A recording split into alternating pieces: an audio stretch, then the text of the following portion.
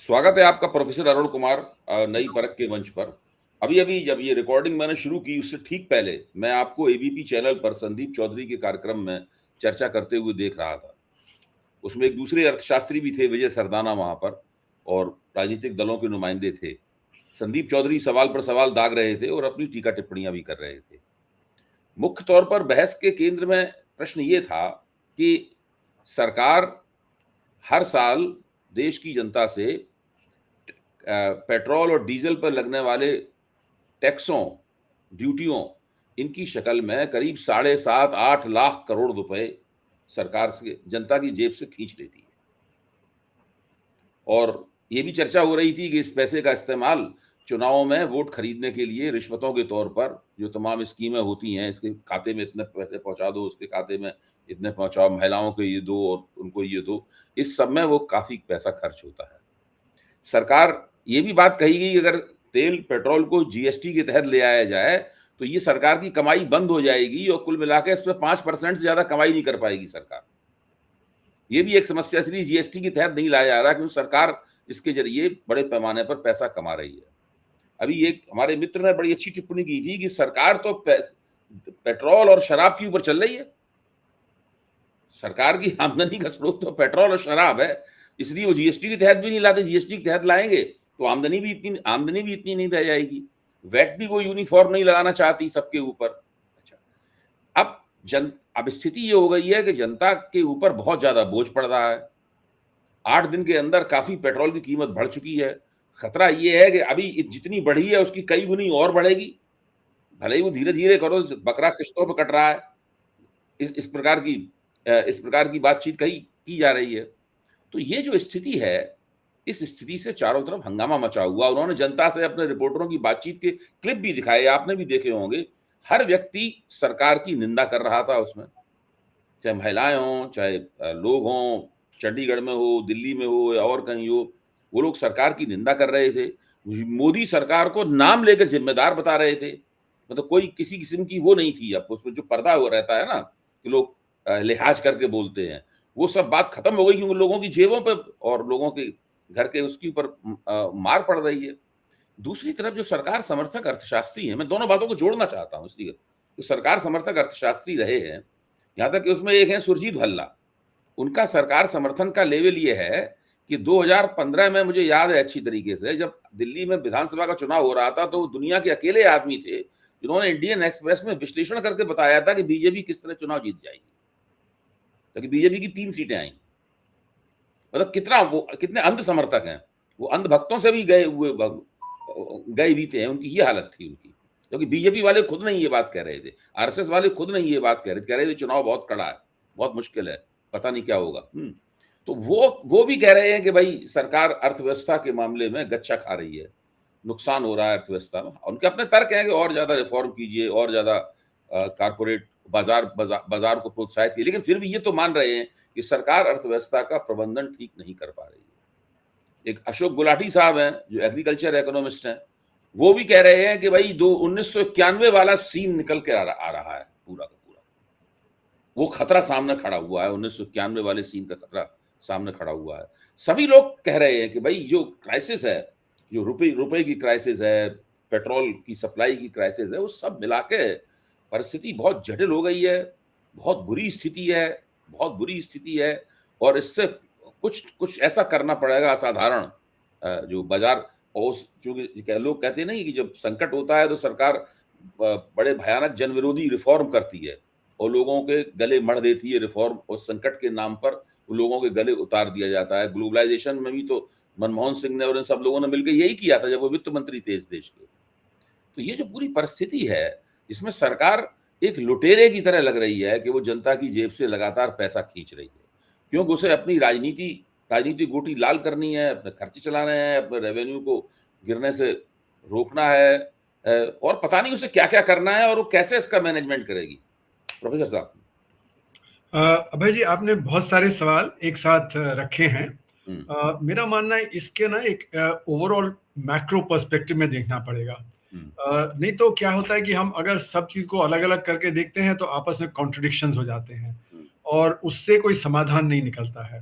तो जैसे कि मतलब सरकार रेवेन्यू कितना ले जनता से, वो निर्भर करता है कि आपके कितने ऑब्लिगेशंस हैं, कितना आपको किस किस चीज़ पे खर्च करना है।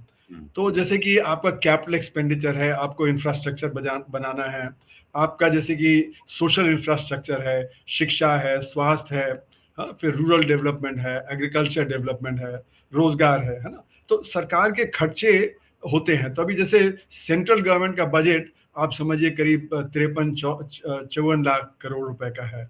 तो वो किस प्रकार से जो पैसे उठाए जिससे कि वो खर्चा कर पाए।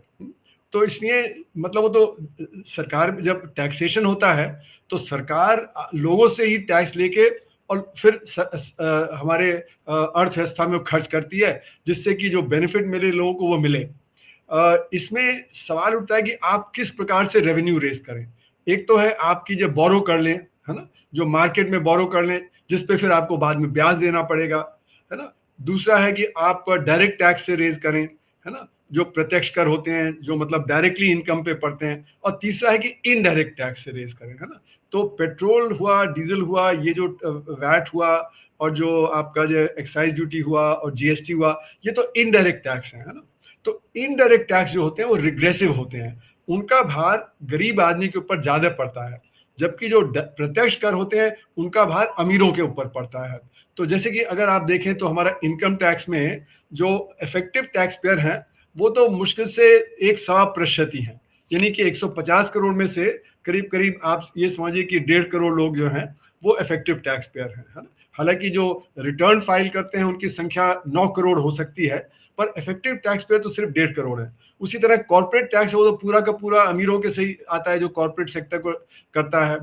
तो यानी ये डायरेक्ट टैक्स से अगर आप ज्यादा उठाएं तो आप इनडायरेक्ट टैक्स से कम कर सकते हैं, पर क्योंकि सरकारें ज्यादातर हित में होती हैं अमीरों के, तो डायरेक्ट टैक्स को नहीं बढ़ाती। इसलिए हमारे देश में डायरेक्ट टैक्स का जीडीपी का रेशियो बहुत छोटा है, वो करीब 6.5% है, जबकि होना चाहिए 15-16%। क्योंकि हमारे जो अमीर हैं उनके पास बहुत संपत्ति है, उनकी बहुत आमदनी है, तो क्योंकि वो काली कमाई करते हैं वो टैक्स नहीं पे करते, तो इसलिए हमारा ये कम होता है। और क्योंकि वो कम है तो इसलिए हम इनडायरेक्ट टैक्स से पैसा उठाते हैं। तो इनडायरेक्ट टैक्स हमारे यहाँ 11.5% है। तो वो 11.5% मतलब ये जितना डायरेक्ट टैक्स उससे बहुत ज्यादा है। तो अगर हमारी नीतियां बदलें, हम डायरेक्ट टैक्स से ज्यादा उठाने लगे तो हम इनडायरेक्ट टैक्स में कम कर सकते हैं। और हुआ क्या था कि जब ये जीएसटी आया तो जो हमारी राज्य सरकारें हैं वो तो हरदम क्राइसिस में रहती हैं, उनके पास साधन कम है, उनके पास तो सिर्फ सेल्स टैक्स होता था। अब उनको लगा कि ये जीएसटी आ जाएगा तो उनको कम रेवेन्यू मिलेगा, इसलिए वो इस उस पे एग्री किए कि हम जीएसटी लगाएंगे, जिसपे कि अगर उनको जो कहीं एक्स्ट्रा टैक्स का साधन मिले। तो एक्स्ट्रा टैक्स का साधन क्या उनको मिला? उनको मिला ये जो पेट्रोलियम प्रोडक्ट्स कि उसको जीएसटी से बाहर रखें, और दूसरा जो लिकर फॉर ह्यूमन कंजम्पशन है, शराब है, उसको हम बाहर रखें, क्योंकि इनसे बहुत पैसा मिल सकता है। और पैंडेमिक के दौरान भी आपने देखा कि जब बाकी जो टैक्स कम हो गया तो सेंट्रल गवर्नमेंट और स्टेट गवर्नमेंट ने इन्हीं दोनों चीजों से पैसा ज्यादा उठाया, लिकर फॉर ह्यूमन कंजम्पशन और ये जो है। और इसीलिए वो जीएसटी में नहीं लाना चाहते, क्योंकि अगर जीएसटी में आ गया तो कम हो जाएगा, तो फिर राज्य सरकारें अपना जो कैसे खर्चा उठाएंगी, क्योंकि सेंटर एक पॉलिटिक्स प्ले करती है। जिन स्टेट्स को देना है, जो डबल इंजन की सरकार कहते हैं, उनको तो दे देती है, जो ऑपरेशन की सरकार है वहां पे किसी ना किसी तरह से कटौती कर देती है। और ये एक बहुत पुराना डिबेट है। 1970s में अशोक मित्रा जो फाइनेंस मिनिस्टर थे वेस्ट बंगाल के, वो ये बात उठाते थे कि सेंटर भेदभाव कर रही है, जब वेस्ट बंगाल को कम रिसोर्सेज दे रही है, या वो जहां पे भी होता है वो दबा देती है। वो टर्म्स ऑफ ट्रेड की भी बात करते थे। तो मेरा मानना है कि ये जो सेंटर की पॉलिटिक्स है, जो डबल इंजन की और ट्रिपल इंजन की सरकार है, उसमें जो हमारे जो ऑपोजिशन के राज्य हैं उनको परेशानी हो जाती है, और इसीलिए वो छोड़ नहीं सकते इसको। और सेंटर भी नहीं छोड़ना चाहती, क्योंकि सेंटर को भी लगता है कि जब परेशानी होगी तो उनको भी मिलेगा। जो सेंटर में रूलिंग पार्टी है, जो जहां पे वो स्टेट्स में जब सत्ता में है, वो भी नहीं छोड़ना चाहते, क्योंकि उनको भी पता है कि उनका नहीं तो खर्चा नहीं चलेगा। तो इसलिए मेरा मानना है कि सेंटर अगर चाहता तो अपने आप से ही वो जीएसटी में ला सकता था, क्योंकि उतनी वोटिंग पावर सेंट्रल और जो रूलिंग पार्टी की है, उनको जो ऑपोजिशन पार्टी की जरूरत ही नहीं है। उनको 75% वोट मिल जाएगा अपने राज्यों को और अपना वोट मिला के। तो वो नहीं करना चाहते हैं, है ना। तो इसलिए मेरा ये मानना है कि अगर हमें समझना है तो आज की परिस्थिति में जो सेंटर जो टैक्स जो इकट्ठा कर रही है इन पेट्रोल और डीजल से जिसका भार पड़ रहा है, वो इसलिए पड़ रहा है क्योंकि हम डायरेक्ट टैक्स नहीं उठाना चाह रहे। हम इनकम टैक्स को जो सही ढंग से नहीं लगाते, कॉर्पोरेशन टैक्स में हमने छूट दे दी, हम वेल्थ टैक्स को खत्म कर दिया, एस्टेट ड्यूटी को खत्म कर दिया। तो इसलिए मेरा मानना है कि जो हमें करना चाहिए था देश में वो हमने नहीं किया, और जब भार गरीब आदमी के ऊपर पड़ रहा है, और वो अभी भी पड़ रहा है। अभी भी सेंटर चाहे तो अपना जो वेल्थ टैक्स लगा दे, इनकम टैक्स कर दे, और ये सब करके वहां से रिसोर्सेज लेके और यहाँ पे जब अपना टैक्स कम कर दे, तो वो स्टेट्स को भी ज्यादा जाए तो स्टेट्स भी वैट कम कर सकते हैं। तो इसको एक मैक्रो में समझना पड़ेगा। दूसरी बात कि ये जो एक क्राइसिस है वो एक सप्लाई शॉक है। सप्लाई शॉक का मतलब कि आपके पास एनर्जी पूरी नहीं है, तो एनर्जी पूरी नहीं होने का मतलब है कि आपका उत्पादन कटेगा ही कटेगा। आपके पास एनर्जी पूरी नहीं है तो लोगों को एनर्जी खर्च कम करनी पड़ेगी। अगर वो लोग एनर्जी कम नहीं खर्च करेंगे तो एक समय आएगा जबकि आपको बिल्कुल ही एनर्जी में बहुत ज्यादा कटौती करनी पड़ जाएगी, क्योंकि उतना क्रूड आपके पास नहीं आ रहा है। तो इसलिए कटौती तो होगी ही होगी, दाम तो बढ़ेंगे ही, क्योंकि जब एनर्जी के दाम बढ़ेंगे तो सब चीजों के दाम बढ़ेंगे। तो इसलिए हमें देखना है कि मैक्रो में बैलेंस में हम क्या कर सकते हैं। मैक्रो में बैलेंस में हम ये कर सकते हैं कि जो गैर जरूरी चीजें हैं उनको कम करें और जो जरूरी चीजें हैं उनको ना कम करें, तभी जाके हमें समाधान मिलेगा कि हमारे दाम ज्यादा नहीं बढ़ेंगे। अगर हम एसेंशियल्स में कटौती करते हैं तो दाम ज्यादा बढ़ेंगे और गरीब आदमी को बहुत ज्यादा धक्का लगेगा। जो हमारे इन एसेंशियल्स हैं, लग्जरी प्रोडक्ट हैं, वो कम हो जाए तो उसका जो असर है वो सिर्फ अमीरों के ऊपर और अपर मिडिल क्लास के और मिडिल क्लास के ऊपर पड़ेगा, जिसका कि वो बोझ सह सकते हैं क्योंकि उनके पास बचत है। गरीब आदमी के पास बचत नहीं है। तो अभी आप देखें तो ये जो सप्लाई शॉक है, इसमें सिर्फ एनर्जी की कमी नहीं है, इसमें फर्टिलाइजर की भी कमी है, इसमें आपके जो और बहुत सारी प्लास्टिक्स है, बहुत सारी और इंडस्ट्री हैं, पैकेजिंग इंडस्ट्री वगैरह है, सब में कमी है। तो जब इस सब में कमी होगी तो फिर अपने आप उन चीजों के दाम बढ़ेंगे। तो आपको वहां पे तो एनर्जी पूरी सप्लाई करनी चाहिए जिससे कि वहां पे कटौती ना हो। फर्टिलाइजर के लिए आपके पास पूरा होना चाहिए, क्योंकि जिससे फर्टिलाइजर के खेती, नहीं तो खेती के अगर असर पड़ेगा तो वहां पे भी दाम बढ़ जाएंगे। तो मेरा मानना है कि हमें एक मैक्रो में बैलेंस निकालना पड़ेगा। हम अगर हर चीज को अलग अलग करके देखेंगे तो हमें समझ नहीं आएगा कि इस समय क्या है। फिर आपने बात की कि जैसे अशोक गुलाटी ने कहा कि 1991 का जैसा हुआ था वो हुआ। अब क्योंकि रुपया गिर रहा है, और रुपया जब गिर रहा है तो स्पेकुलेशन चलता है। जो हमारे जो धनी लोग हैं, है ना, वो उस पर स्पेकुलेट करके पैसा बनाएंगे। और इसका उदाहरण है 1991 में भारत में जब जो उस समय जो हमारा बैलेंस ऑफ पेमेंट बिगड़ा तो बहुत पैसा बाहर जाने लगा। हम आईएमएफ से पैसा ले रहे थे और तुरंत वापस चला जाता था, क्योंकि हमारे जो एनआरआई हैं वो भी विड्रॉ कर रहे थे और जो फॉरेन इन्वेस्टर्स हैं वो भी विड्रॉ कर रहे थे। अभी भी वही हो रहा है, इसी ने रुपया गिरता चला जा रहा है, और जितना गिरेगा वो उतना और ज्यादा गिर जाएगा, उसका कोई बैलेंस नहीं। तो इसलिए हमें रुपए को गिरने नहीं देना चाहिए। हमें कोशिश करके, क्योंकि हमारे जो आरबीआई है उसके पास अभी भी 680 बिलियन डॉलर के रिजर्व्स हैं, वो रुपया धीरे धीरे ही गिरे। अगर एकदम से गिरा तो बहुत ज्यादा स्पेकुलेशन होगा। और ये जो थ्योरी है कि रुपया गिरता है तो गिरने दो, वो एक फ्री मार्केट थ्योरी है। फ्री मार्केट थ्योरी मतलब कि जब मार्केट जो कर रहा है वही सही है, लेकिन मार्केट कभी परफेक्ट नहीं होता। मार्केट में बड़ा ज्यादा फेलियर होता है, क्योंकि मार्केट में बड़े बड़े लोग होते हैं जिनकी फाइनेंशियल कैपेसिटी बहुत होती है, वो बहुत पैसा डाल सकते हैं स्पेकुलेशन में और वो गिरा देते हैं। तो जैसे कि जब आप देखें 1997-98 में जब साउथ ईस्ट एशिया में एक कॉन्टेजियन आया था जिसमें कि थाई बात गिरने लगा और वो एकदम से बहुत तेजी से गिरा और वो थाई इकोनॉमी जो कोलैप्स करने लगी। और फिर उसका असर ये हुआ कि मलेशिया में, इंडोनेशिया में, साउथ कोरिया में, फिलीपींस में, वहां पे भी ये समस्या आ गई। मलेशिया ने अपने आप को बचाया, उन्होंने कैपिटल कंट्रोल लगा दिया कि आप देश से कैपिटल निकाल ही नहीं सकते, तो मलेशिया बच गया, बाकी सब धराशायी हो गए। तो ये जो आइडिया कि हम रुपए को गिरने दें, ये एक बहुत ही डेंजरस आइडिया है। इससे जो स्पेकुलेटर्स हैं वही फायदा कमाएंगे, जिनके पास ज्यादा पैसा है वही इस पे स्पेकुलेट करेंगे और वही जैसे पैसा निकालेंगे। अब रही बात कि हम वो कहते हैं कि क्राइसिस में हम रिफॉर्म करें, तो क्राइसिस में रिफॉर्म करने का क्या मतलब है? जो क्राइसिस है वो तो गरीब आदमी के ऊपर क्राइसिस सबसे ज्यादा है ना, अमीरों के ऊपर तो इतना क्राइसिस नहीं है। तो वो गरीब आदमी को मदद देनी चाहिए। क्राइसिस में रिफॉर्म का मतलब जो होता है वो होता है कि बिजनेस को मदद करें, कि बिजनेस को सपोर्ट करें। तो बिजनेस को तो ऑलरेडी प्रॉफिट वो काफी है। जो रियली जो गरीब है, जिसके पास जो क्षमता नहीं है अपना डील करने का, हमको तो उसको बचाना है ना। तो उसको बचाने के लिए हमको क्या रिफॉर्म चाहिए वो अलग है, और जो रिफॉर्म चाहिए हमें जब अमीर आदमी को मदद करने के लिए वो बिल्कुल अलग है। पर ये कोशिश यही होती है कि जब भी क्राइसिस होता है तो बिजनेस और जो उससे फायदा उठाता है। तो कलेत्स्की ने अपनी थ्योरी में यही लिखा था कि जितना क्राइसिस आता है उस क्राइसिस में बिजनेस ही फायदा उठाता है, उसको गरीब आदमी को फायदा नहीं होता है, कि गरीब आदमी के ऊपर तो बोझ और बढ़ जाता है। तो जैसे अभी जो बोझ है वो तो आम आदमी के ऊपर है, उसके सारे जो एसेंशियल आइटम है सबके दाम बढ़ गए, डबल रोटी बढ़ गया, दूध बढ़ गया, उसका ट्रैवल बढ़ गया, उसका जो गैस का बढ़ गया है ना, वो अब उसका बजट जो है वो तो एसेंशियल में रह गया क्योंकि उसकी तो बचत थी नहीं।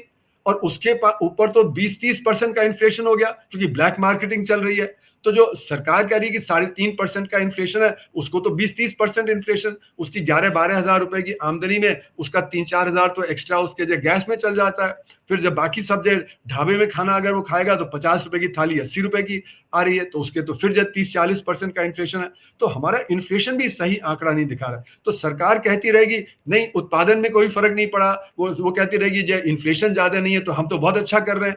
एक्चुअल में अगर आप देखें तो जो ब्लैक मार्केटिंग प्राइस है उससे तो हमारा इन्फ्लेशन बहुत तेज हो गया है। और अगर एक्चुअल में देखें तो बहुत सारी यूनिट्स बंद हो गई हैं, यानी कि उत्पादन में कमी आई है। तो इसका मतलब हम स्टैगफ्लेशन की स्थिति में है, जो हमारे ऑफिशियल आंकड़े नहीं दिखा रहे। तो स्टैगफ्लेशन की स्थिति में होने का मतलब है कि उससे हमें कंट्रोल करना बड़ा मुश्किल है, क्योंकि सप्लाई तो आपकी बाधित है और आपने सप्लाई को रेगुलेट नहीं किया। आपको सप्लाई को रेगुलेट करना चाहिए था जिससे एसेंशियल चीजें हैं उन पे असर ना पड़े। इन एसेंशियल चीजों पे अगर जो गिरावट हो तो उससे अर्थव्यवस्था में इतना असर नहीं पड़ेगा, असर पड़ेगा लेकिन इतना असर नहीं पड़ेगा, उसमें आप एक ऑप्टिमाइज कर सकते हैं। तो मेरा मानना है कि सरकार ने शुरू में 73 दिन की देरी की, शुरू से ही प्लानिंग करते, एक ऑप्टिमाइजेशन करते कि एसेंशियल और इन एसेंशियल में कहाँ पे हम सपोर्ट करेंगे, किस प्रकार से क्रूड हम करेंगे, और हमारा जो एक्सपोर्ट हो रहा है जो रिफाइंड प्रोडक्ट्स का जिसकी वजह से क्रूड की शॉर्टेज बढ़ जाती है उसको रोकना, लिबरलाइज रेमिटेंस स्कीम को रोकना, काले धन की अर्थव्यवस्था को अटैक करना, ब्लैक मार्केटिंग को जो कंट्रोल करना, ये सब अगर किया होता तो आज स्थिति इतनी खराब नहीं होती। अच्छा, आपने ये विश्लेषण किया, मैं पूरी तरह सहमत हूँ आपके विश्लेषण से, और जटिल परिस्थिति जो है ना, उसको आपने बड़े अलग-अलग करके साफ तौर पे बताया भी है। अच्छा, लेकिन अभी जो गरीब आदमी के ऊपर जो मुख्य हमला हो रहा है, वो दरअसल पेट्रोल और डीजल की कीमत बढ़ने से हो रहा है। उसका सीधे बाजार पे असर, लोगों की ज़िंदगी पर असर दिखाई पड़ रहा है, क्योंकि सब लोग किसी न किसी रूप में पेट्रोल और डीजल की जो महँगाई है, उससे प्रभावित हो रहे हैं। जो खुद पेट्रोल, डीजल इस्तेमाल करते हैं, वो भी प्रभावित हो रहे हैं, और जो इस्तेमाल नहीं करते, वो घुमा-फिरा के प्रभावित हो रहे हैं, क्योंकि बाकी चीज़ें महँगी हो रही हैं, चीज़ों की लागत भी महँगी हो रही है, बनने की लागत भी महँगी, ये सारा का सारा हो रहा है। अच्छा, तो आम लोग जो हैं, वो तो इस दृष्टि से देखते हैं कि भई, जो खलनायक है, वो पेट्रोलियम पदार्थों की बढ़ती हुई कीमत है। और जो लगातार सबको लग रहा है कि अभी और भी बढ़ेगी। अभी तो जी हाँ। केवल जितनी बढ़ी है वो तो बढ़ी है 8 दिन में पिछले, लेकिन अभी और भी बढ़ेगी, और हो सकता है जितनी बढ़ी है उसकी उसकी 2 गुनी या 3 गुनी भी बढ़ जाए। तो तो ये तो बहुत बड़े बड़े स्तर पर एक महँगाई का धमाका जो है वो होगा, और उससे, जिसे कहते नहीं है कि अ, सब कुछ उथल-पुथल हो सकती है इससे अंदर। मैंने कभी भी लोगों को सरकार के, यानी पिछले 2024 के चुनाव में जब इनका बहुमत चला गया इनके हाथ से, तब भी सरकार के खिलाफ लोग बोलते नहीं थे इस तरीके से। जी हाँ। उनमें से बहुतों ने वोट नहीं दिया, ये सही बात है, लेकिन गुस्सा उनका ऐसा नहीं था कि वो बोलते हों मतलब। अभी आप देखिए कि जो एक केवल एक व्यंग करने के लिए वो कॉकरोच आम कॉकरोच आदमी पार्टी। पार्टी बनी। हाँ। तो वो उसका उसके 2.25 करोड़ एकदम उसके सब्सक्राइबर हो गए। सरकार उसके ऊपर तरह-तरह का दमन चलाया, उसका सब वेबसाइट भी सरकार ने ब्लॉक कर दी। तो उन्होंने दूसरी वेबसाइट बनाई, दूसरी वेबसाइट बनाते ही फिर से वो उतने ही करोड़ों में वो लोग पहुँच गए। तो ये बताता है, अगर इसको एक थर्मामीटर के तौर पे देखें, तो ये बताता है कि नाराज़गी बहुत ज़्यादा है। और फिर ये वो तो बेरोज़गार नौजवान लोग ही उसमें ज़्यादातर कॉकरोच पार्टी की तरफ जा रहे हैं। इसमें तो जो आप रोज़गारशुदा हों तब भी आपके ऊपर असर पड़ रहा है। बेरोज़गारी का तो और भी करेला और नीम चढ़ा। तो ये जो परिस्थिति है, सरकार के जो प्रबंधक हैं, वो कुछ तो इस बारे में सोच रहे होंगे, क्योंकि ये परिस्थिति तो बहुत राजनीतिक रूप से बहुत घातक है। बहुत भयानक परिस्थिति है राजनीतिक रूप से। देखिए, उन्होंने सही समय पे कदम नहीं उठाया। जैसे मैं कह रहा हूँ 73 दिन उन्होंने लेट कर दिया, प्रधानमंत्री ने तो कुछ अनाउंस करने में भी। अगर हम शुरू से प्लानिंग करते होते तो इस तरह की परिस्थिति नहीं होती। और जो अभी आम आदमी के ऊपर ये पेट्रोल और डीजल के दाम का बढ़त है, उसको हम कम कर सकते हैं अगर हम जो डायरेक्ट टैक्स ज़्यादा उठाएं और जो इनडायरेक्ट टैक्स है उसको कम कर दें।